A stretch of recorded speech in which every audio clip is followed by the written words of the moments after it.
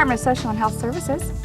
The Department of Social and Health Services takes thousands of actions that affect people every day. How can I help you? You may not always agree with the action taken by your worker in the local community office, or CSO, as it is usually called. If you disagree with an action taken on your case, you have options for resolving or contesting the action. One of the options is to talk to your worker or someone else in the office, like a lead worker or supervisor. This may resolve the issue right away. The other thing you can do is request a hearing. The hearing is a way to present your story to an administrative law judge, or ALJ, that works for a separate agency. This video will give you an idea of how to request a hearing and what happens after you have requested one. Oh, what's the use? What's the matter? I don't even know why I'm doing this. It won't do any good. What are you doing? I'm trying to get some help. I got sanctioned because I had to stay home with my sick son, and I need some help repairing my car. Well, have you asked for a hearing? Can I do that? Yeah, you can always ask for a hearing if you disagree with what your worker's telling you. I always ask to speak with the supervisor when I'm having a problem and resolve it that way. That's a good place to start, but it's not always enough. How do I know I'm going to get a fair hearing? Won't the judge just side with my caseworker? The judge at a hearing is an independent administrative law judge, not an employee of DSHS. Hearings are often decided in favor of the client. Many times they're settled by the department hearing coordinator before they go to hearing. When were you sanctioned? A month and a half ago. I've been looking for work, but haven't found anything. I'm behind in my bills, and I don't know what I'll do if they deny me. You have 90 days to file for a hearing once you get a decision. If you reapply, you will only get benefits beginning with your second application. But if you win your hearing, you may receive benefits from when you first applied. What if you never get a decision? I've been waiting 3 months to find out if I've been approved for Medicaid. I need medical assistance now, before it becomes an emergency. But no doctor will see me unless I'm covered. Well, you can request a hearing if your application is not processed timely. If you request an expedited hearing, it should be held sooner. Okay, how do I file for a hearing? There are several ways. One is to tell your caseworker or the hearing coordinator at your local office that you want to file for a hearing. The other is to fill out the form to request a hearing. You can get it from the receptionist over there. Also, you can call the Office of Administrative Hearings directly. They'll send you a form telling you when and where your hearing will be. Yeah, sure, that all sounds good, but I have no idea what to do. What if I need an attorney? I can't afford one. You can get help preparing for your hearing. Call the Office of Administrative Hearings for the information, or call your local legal service office. They provide legal advice and sometimes representation at no cost to low-income clients. Welfare right organizations, some law schools, community action councils, and other nonprofit organizations can help. I have a toll-free number for information on legal services in our area. Here. What if you can't find a lawyer to represent you? I represented myself. Many people do. I took notes to help me organize and remember what I wanted to say. You can bring witnesses or their sworn statements and other documents that will help you make your case.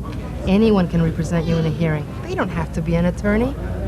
I have a hard time reading and writing English, and my speaking is not that good. When I'm nervous, it gets worse.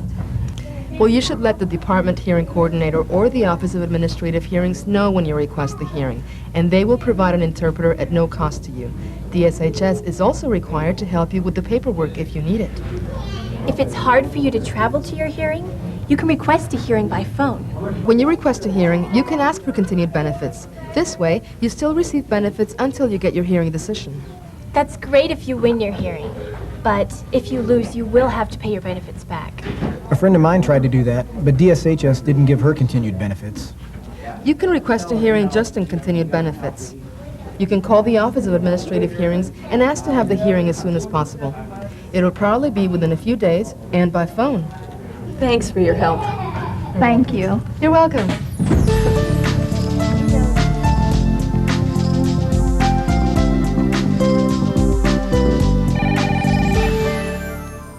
DSHS, may I help you?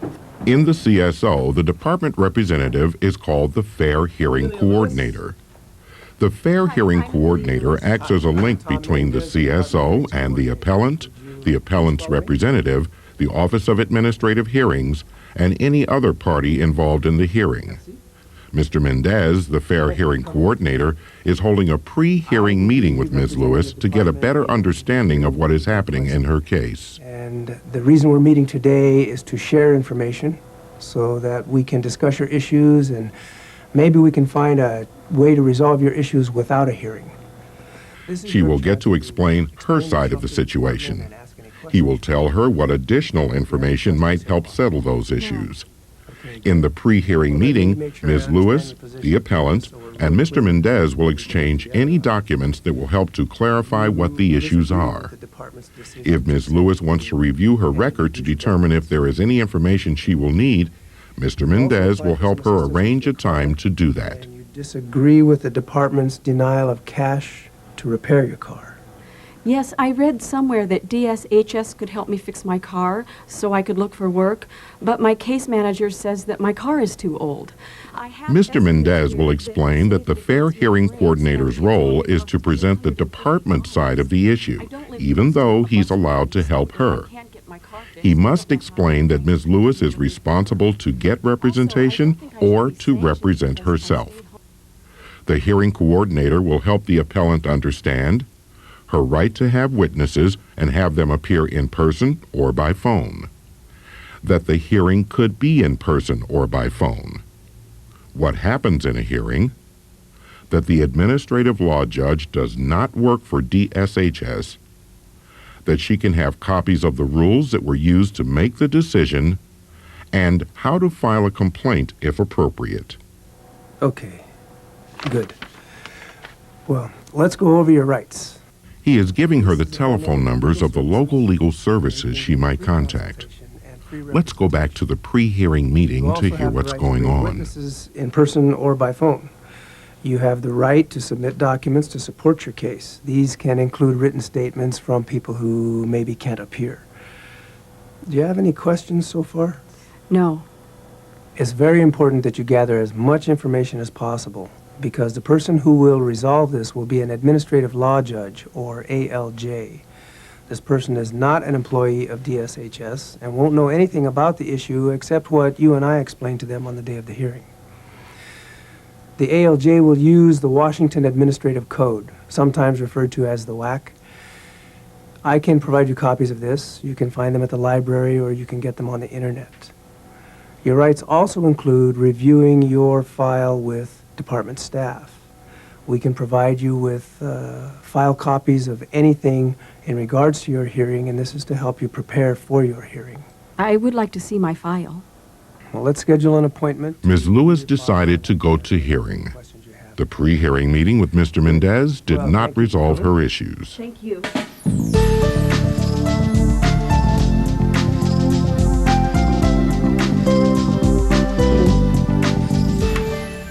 This hearing will come to order. My name is Catherine Williams. I'm an administrative law judge, and I will be conducting your hearing today. The appellant, Amelia Lewis, has requested this hearing because, as I understand her request, she disagrees with the department's decision to sanction her and reduce the benefits that she receives for herself and her children. Ms. Lewis, I'm here to decide what the facts are in your case and apply the relevant law. The primary law that will apply is the Washington Administrative Code. Now, I'm going to explain my position so you know what to expect in this hearing today. As an administrative law judge, I am not an employee of DSHS. I'm an employee of the Office of Administrative Hearings. It's important that you understand I don't know anything concerning your case other than what I hear from each of you today, along with the documents contained in the record. I don't have access to the department's file on you, and I won't be discussing this matter with anyone outside of this proceeding. So it's very important to tell me everything you want me to know about the case today. Do you have any questions about what I just explained? No, I don't think so. Ms. Lewis, I'm going to tell you about your hearing rights. You have the right to be represented in matters such as this by an attorney or someone else such as a family member or friend. You don't have the right to have the state pay for an attorney for you, but you do have the right to seek legal counsel. You may qualify for free legal services, and I can give you information on those services if you wish. Ms. Lewis, would you like to have this matter continued to another time to give you a chance to seek assistance in your case? Or would you like to go ahead and represent yourself? I've contacted legal services and they gave me information to help me prepare my case, so I'll represent myself. Very well. Each of the parties in this matter has submitted documents for my consideration in deciding this case. You each have the right to object to the evidence offered by the other party. You may object because you believe the documents don't apply to your case or they're highly repetitious. As each party offers their documents into the record as exhibits, you will have an opportunity to state your objections at that time. If, during the course of this proceeding, you have additional documents that you'd like to submit, please let me know, and I'll leave the record open to give you a chance after the hearing is over to submit those documents. Mr. Mendez, would you begin the department's case? Thank you, Judge Williams.